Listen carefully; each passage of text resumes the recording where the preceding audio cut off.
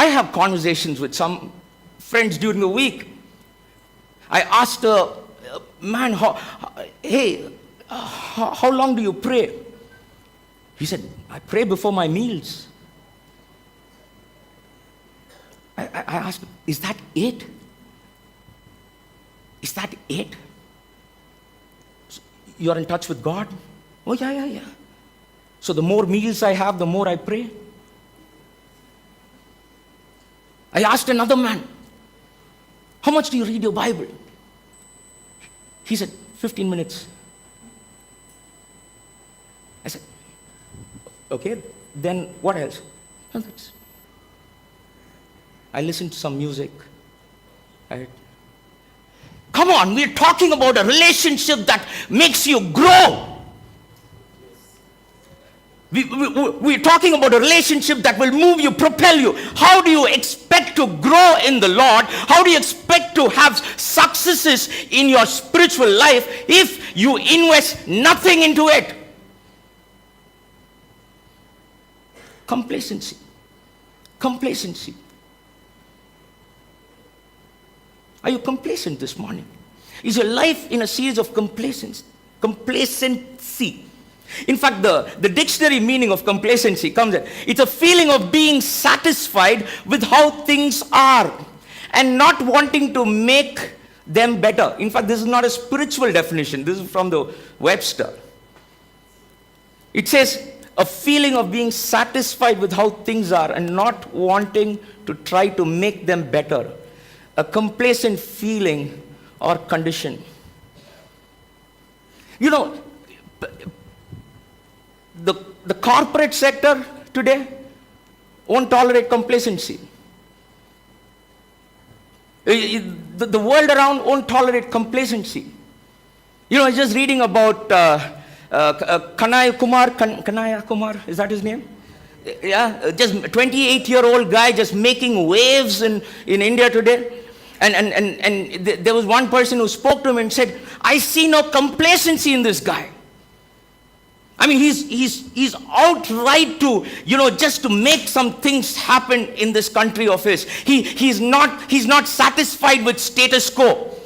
He wants to move people out of poverty. He's seen enough of poverty to move it. And if people for a worldly cause can be so passionate, how about a cause that is eternal?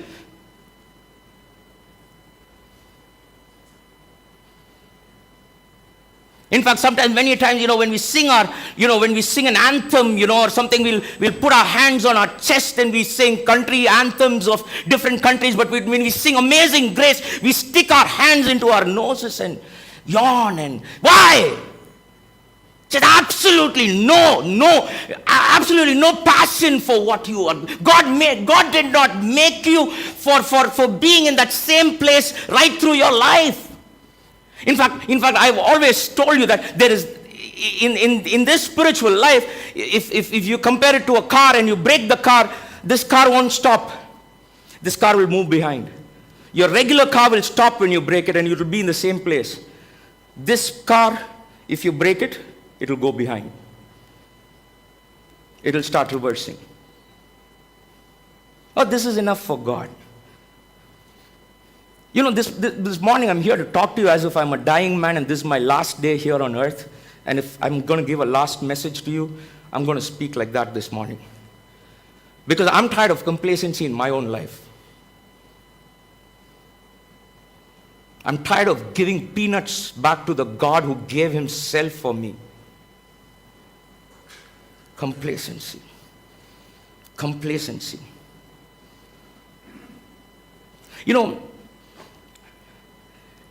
When it comes to our spiritual priorities, many a times complacency comes out of keeping God a little bit outside your normal domain.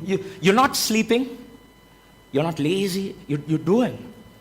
But what's important is not being done. You are excusing yourself for things that don't have that much consequences and significance in your life. You've been made for a purpose. You've been created for a purpose. In fact, David says in the Bible, Lord, I'm fearfully and wonderfully made.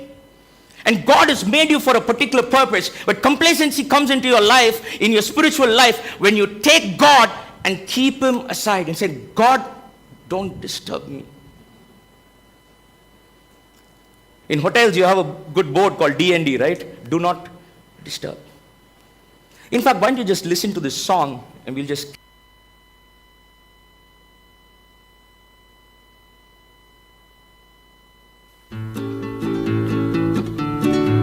I cannot come to the banquet, don't trouble me now. I have married a wife, I have bought me a cow. I have fields and commitments that cost a pretty sum. Pray hold me excused, I cannot come. A certain man held a feast on his fine estate in town. He laid a festive table and wore a wedding gown. He sent invitations to his neighbors far and wide, but when the meal was ready, each of them replied, I cannot come. I cannot come to the banquet, don't trouble me now. I have married a wife, I have bought me a cow. I have fields and commitments that cost a pretty sum. Pray hold me excused, I cannot come. The master rose up in anger, called his servants by name, said, go into the town, fetch the blind and the lame, fetch the peasant and the pauper, for this I have will. My banquet must be crowded and my table must be filled. I cannot come. I cannot come to the banquet, don't trouble me now. I have married a wife, I have bought me a cow. I have fields and commitments that cost a pretty sum. Pray hold me excused, I cannot come. When all the poor had assembled, there was still room to spare. So the master demanded, go search everywhere, to the highways and the byways, and force them to come in. My table must be filled before the banquet can begin. I cannot come. I cannot come to the banquet, don't trouble me now. I have married a wife, I have bought me a cow. I have fields and commitments that cost a pretty sum. Pray hold me excused, I cannot come.